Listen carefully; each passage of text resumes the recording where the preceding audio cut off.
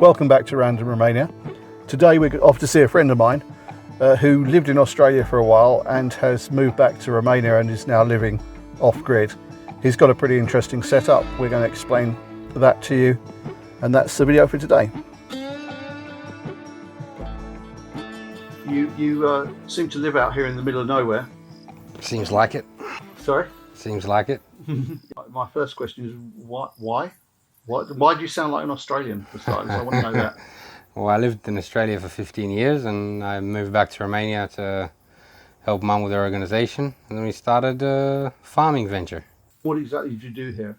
Well, I have a lavender farm and a bit of alfalfa, some walnuts. And how does the farm actually make money? I mean, what are your inputs and outputs?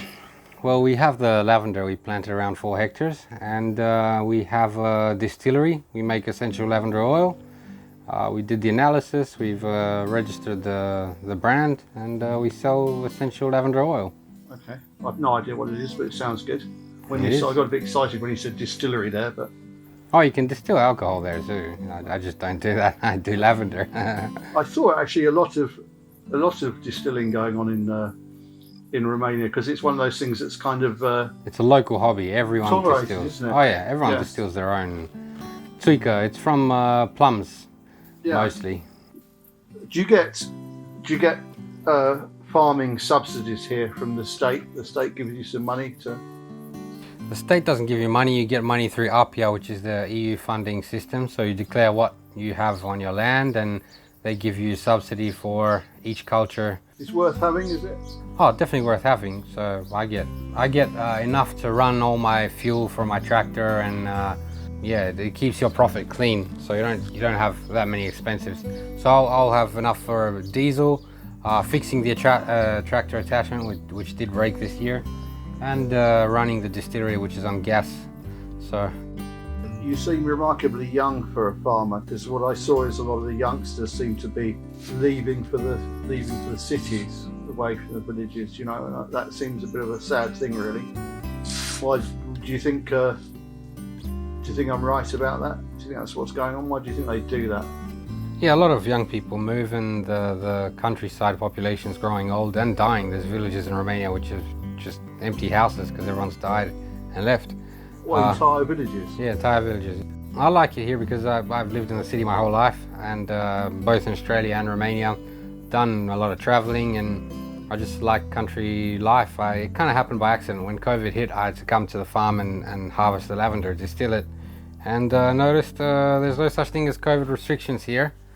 Everyone was real laid back with the laws and everything. I had so much freedom. I didn't feel the whole COVID crisis.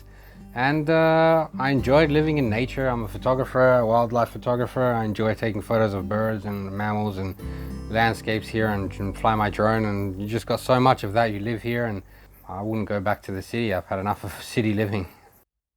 One thing I wanted to ask you about, I was looking, you have a solar, because you're completely off grid, right? There's no mains electricity here, no actually grid power here, right? There is grid power. I just refused to connect to it because they wanted to charge a lot of money for it. So for much less, I did my own solar panel, live off grid, obviously no bills. So it's a 9 kilowatt per hour system, so it's more than I ever use anyway. So that's batteries, solar panels, and an inverter. Inverter, regulators to control the power. How much was the whole deal for that? 24,000 euro. When was that? In, I don't know, 5 years ago. Okay, it ever goes wrong, does it? No. What, never goes wrong? Never. How long do batteries last? So if it has no solar input at all, which never happens because you have to turn them off. Even on a cloudy day you have sun. It lasts probably 2-3 days. Yeah, so what I meant was, that's good, because that was a question I hadn't thought to ask, but you answered it, so cool. But how long do the batteries last before they need replacing? Because I'm guessing they're expensive. They're a big part of the cost, right? Yeah, 11,000 euros with just the batteries. Replacing probably costs less because you give the old batteries and replace them. But I've already spoken to a friend who's in Pitești actually, and he does powers houses with Tesla batteries. I've heard about this. Yeah, and because they're no good for the cars, but they've still got plenty of life left in them. Because they only change a few cells, then re-put the good cells together, and that would power a house for 3 weeks at How least. much are one of those? Much less actually. I think for 4,000 or 5,000 euro, I can power the house for a week. That's really interesting. And that's what I'm interested in doing just for winter, because in winter I turn on my generator. In the middle of the winter when it's overcast, do you get any power at all from the Yeah, solar? I get more than I expected, to be honest. So if I get a really foggy week, not only clouds, you got to have fog too. So I'm talking fog like you can't even see 50 meters in front. Yeah. That's when I make very little power, and I have to turn on the generator for about 4 or 5 hours a day, which is still not bad. Like, I add it up, I turn the generator on less than a month per year. How much does that cost per day? Per day, it's like before the crazy fuel 30 lei. It was 25, 30 lei per day. So like $10, right? Yeah. $10 a day, and for a month, so 300 in the whole year, $300, something like that. Well, pre-insane fuel prices. Yeah, but I can put the generator on GPL, on gas, and I have 2 big gas bottles, 80 liters each, which is, you know, much cheaper. And they give high pressure, so you get a lot of power out of the generator. But I just never saw the need to, because I don't turn the generator on that often. It's not I an guess issue. you can save running juicy things to when you've got light, like washing machines and stuff. Yeah, till a sunny day. I still make 3,000 to 4,000 watts per hour on a sunny winter day, which I have many of sunny winter days here. It's not like it's cloudy all the time. You know, it's only cloudy when it snows. And here's the sunniest place in Romania from statistics. The company that built this power grid, they have 500 and something other projects in Romania, at least 2 in each county. And they said I doubled their estimate of solar production here, and I have the most sunny days in the whole of Romania. So it's because you've got no hills. Can't complain. Why. Yeah, no mountains. Oh, I'm on top of a hill, and it's a good open area for the wind to circulate. So when the clouds do come, it rains and they leave. They don't stay here for long. They don't linger. You're like in the middle of a bunch of agricultural fields here. How did you get planning permission for the house, and how hard was that? Like, can you literally just build a, because this is a proper house, it's not something temporary, it's got a concrete foundation and you've had to put a septic tank in and all that kind of stuff. So, like, if I'm looking around these fields around here and I say, right, I want to go and build a house in the middle of that field over there, how would I go about doing that, and how possible is that? Because in England, that's as good as impossible from what I understand, because we have areas of land that are just allocated as green belt and there's no way you're touching them. This is the way I understand it. So if I want to build a house in the middle of a field, how would I go about getting planning for that? Well, there's 2 ways, especially in this county and how things work now. One way is just build it with no permits, no nothing, and then you get them later on, which they do, because they don't have a demolishing budget or system here. So they'll just give you a permit, and people do that here often. What, so they just build a house? Absolutely. And they pay the fines on it? I know someone who built their house in the middle of a road. Yeah. And they moved the road, and they felt pity for this dude who was, you know, old and poor, and they just built the road around him and gave him permits and everything. He didn't have, the land wasn't even his.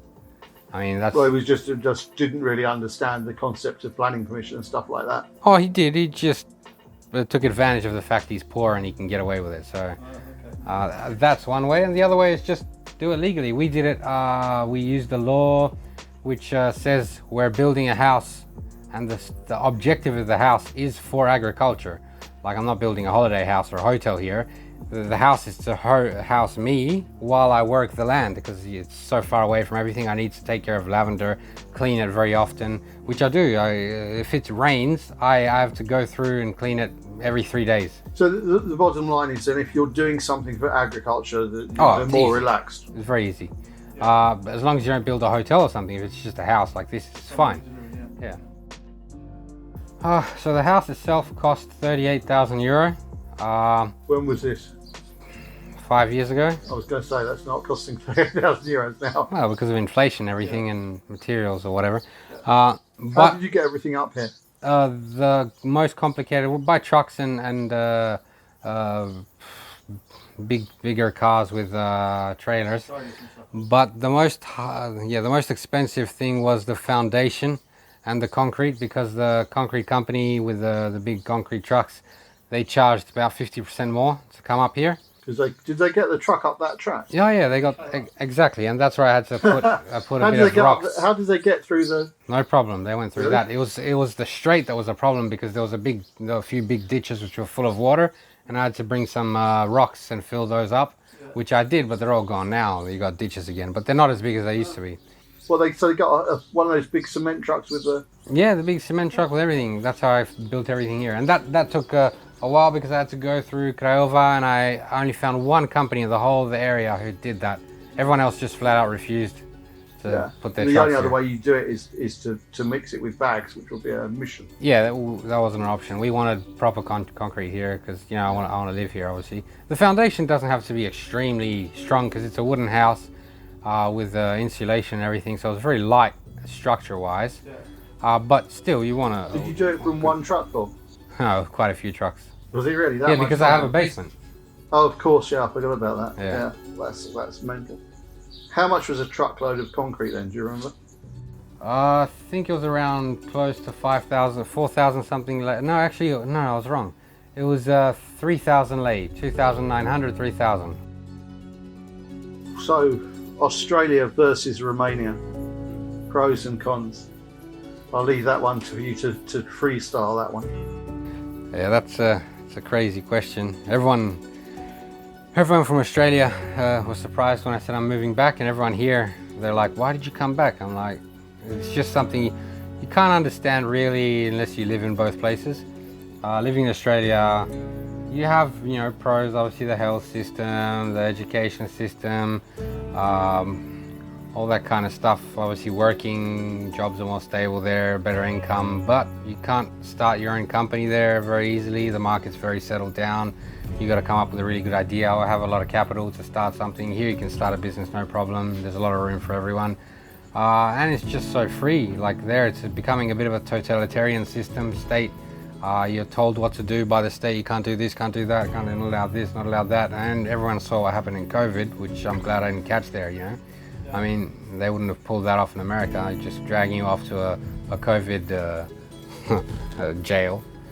Yeah. So, What do you think about foreigners coming to live here? yeah, man, whatever tickles your fancy. I mean, if you want a quiet life and experience true freedom, like people in the West think they're free, you have no idea what freedom is. Like, honestly, since I've been here, I've experienced freedom, and I've done a lot of traveling. It's not How like old were you when you moved to Australia? I was 18 when I moved back. Well, I moved first time when I was 2, but that wasn't moving. My mum took me. Yes. We lived there till I was 12. I came back here, lived here from 12 to about 17, 18. And then I moved back by myself to Australia when I For was how long? 18. About 7 years. Okay, and you came back here. Why? Well, one, because I couldn't picture myself living in Australia forever. So what was the point of a mortgage for 40 years if I don't want to live there? So I just made the move.